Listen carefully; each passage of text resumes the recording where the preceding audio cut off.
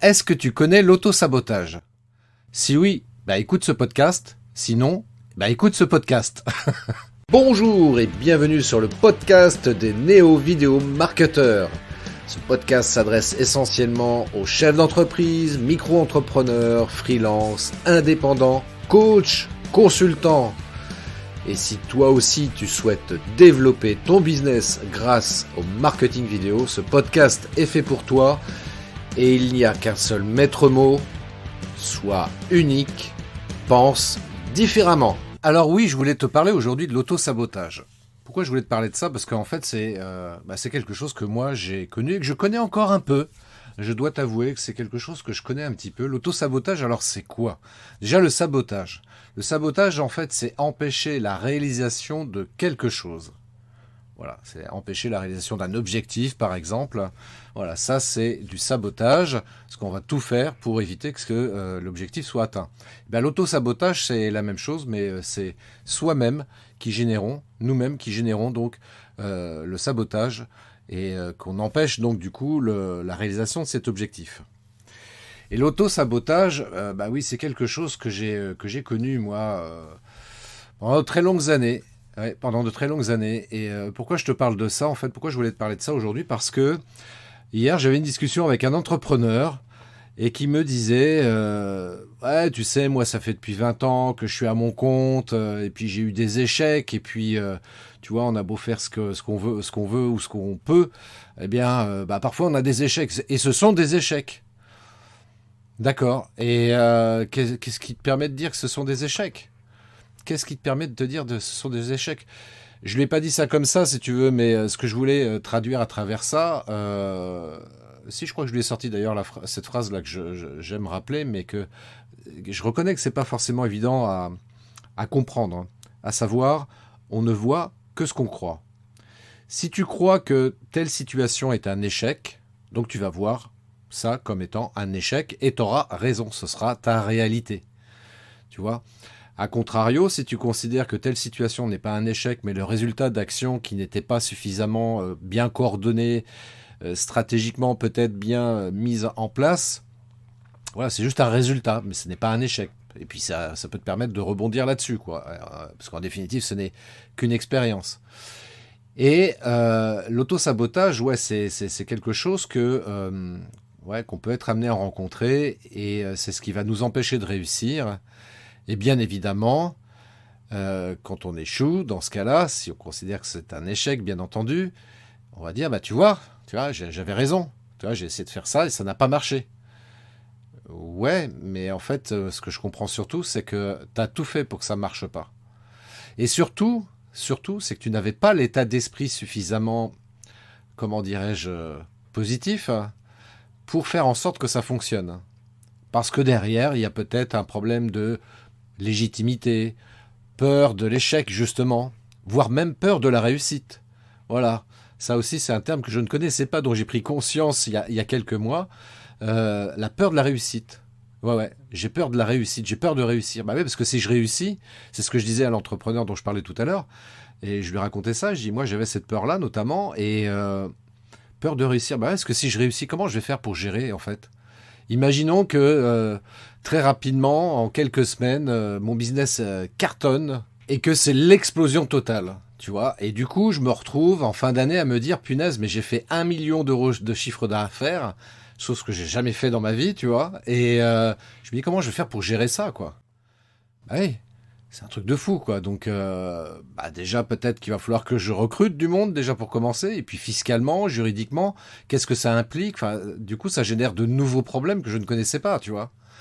Et cette peur de me retrouver face à cette réussite, parce que je me dis, ouais, est-ce que je serais capable de gérer cette situation-là, fait que, automatiquement, je vais auto-saboter mon travail. Voilà.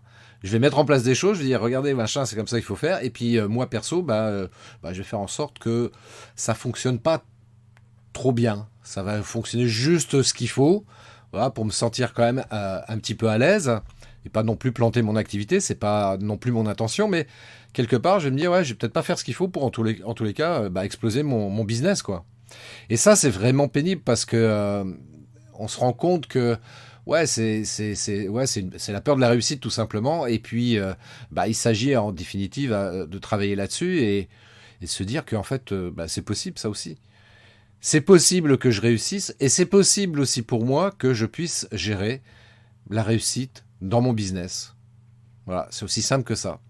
Sauf que évidemment le problème qui se pose, c'est que il y a des croyances qui sont derrière, des croyances qui peuvent être profondément ancrées de par notre enfance, de par notre éducation, de par nos expériences aussi, qui font que voilà, il y a des choses qu'on a tentées qui n'ont pas forcément marché. Et en l'occurrence, ouais, forcément, comme me disait l'entrepreneur, tu vois, j'ai eu des échecs, donc je peux pas imaginer faire mieux, quoi. Mais quand on a compris qu'en fait le mécanisme, en fait c'est ce que je lui ai dit, tu vois, le truc en fait c'est que tout ce qu'on fait dans notre vie, tout est régi par nos croyances. Si je crois que je peux me lever le matin à 7 heures, je vais me lever le matin à 7 heures. Si je crois que je suis capable de pouvoir écrire un article de blog, j'écrirai un article de blog. Si je crois que je suis capable de réaliser une vidéo, je réaliserai une vidéo. Bien entendu, si je crois tout le contraire, je n'y arriverai jamais. C'est aussi simple que ça, tu vois. Donc, tout est une question de croyance à la base. Donc, bien entendu, il ne s'agit pas non plus de supprimer ses croyances purement et simplement, parce que la nature a horreur du vide.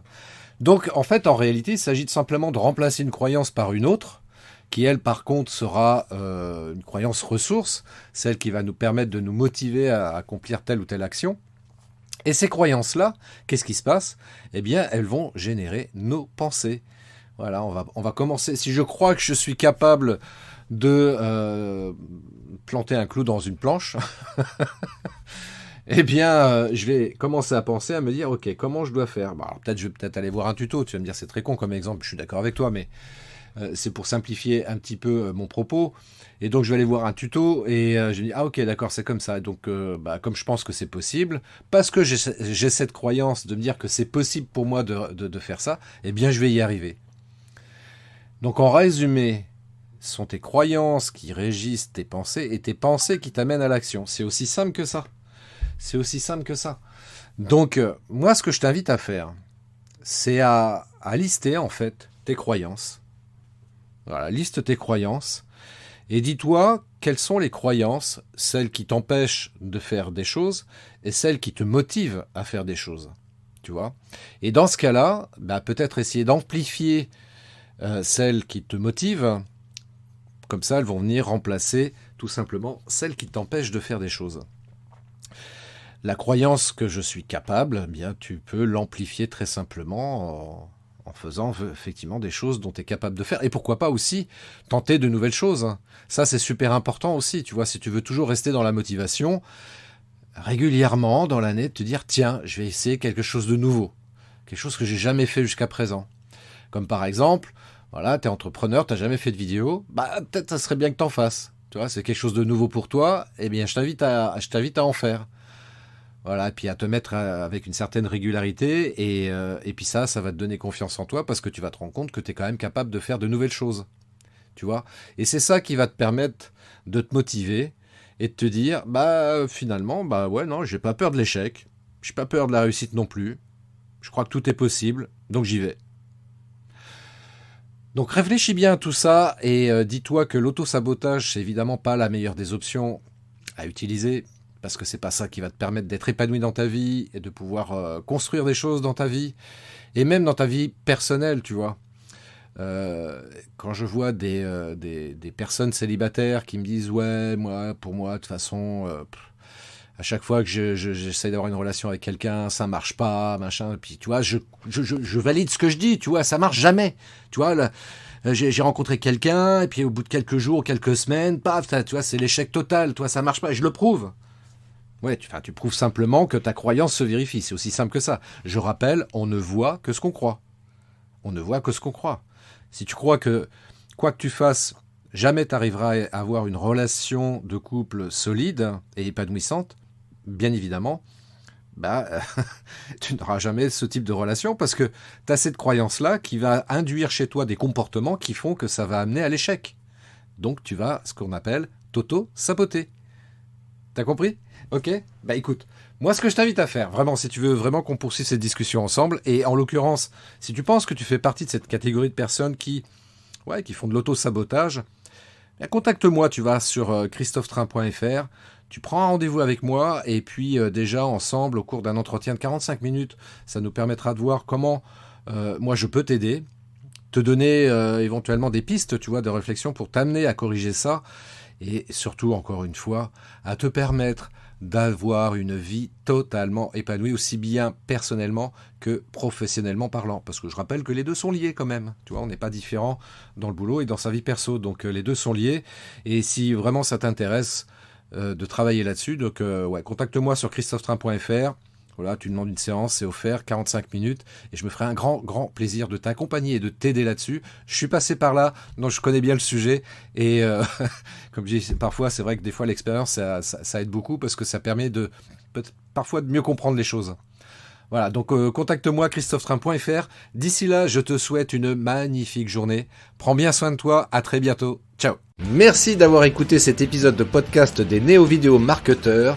Si tu as une question ou un commentaire, contacte-moi directement sur christophetrain.fr. Je me ferai un plaisir de te répondre rapidement. Et si tu m'écoutes via Apple Podcast, eh bien n'hésite pas également à me laisser un avis 5 étoiles et un commentaire, ça me fera plaisir. Je te souhaite une très très belle journée et je te donne rendez-vous pour un nouvel épisode très très bientôt. Ciao.